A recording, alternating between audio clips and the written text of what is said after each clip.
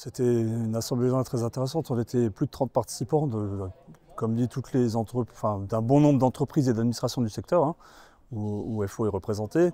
Donc, alors, ce qui revient beaucoup, c'est la question de l'emploi, hein. On a reparlé de Cap Emploi, dont on a eu l'occasion de déjà discuter il y a quelques mois, qui voulait supprimer 3 postes, sachant quand même qu'on a eu une bonne nouvelle là, de ce côté-là. On a appris vendredi que l'inspection du travail refuse le licenciement économique qui était prévu. On a eu Malbert, les salariés de Malbert qui nous expliquaient un petit peu où ils en sont, sachant qu'on divise presque par 3 là-bas les effectifs, hein, en peu de temps. L'activité de l'hôpital Sarreguemines baisse et à terme, si les choses ne s'améliorent pas, ils parlent de supprimer plus de 70 équivalents temps plein sur l'hôpital Sarreguemines, ce qui est quand même dramatique quand on voit déjà les conditions d'accueil aujourd'hui. Ineos avec une grosse quantité d'emplois qui est menacée à court terme.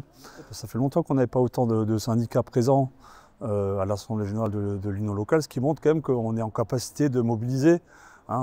Il y a une vraie solidarité entre les salariés, les différents syndicats du secteur.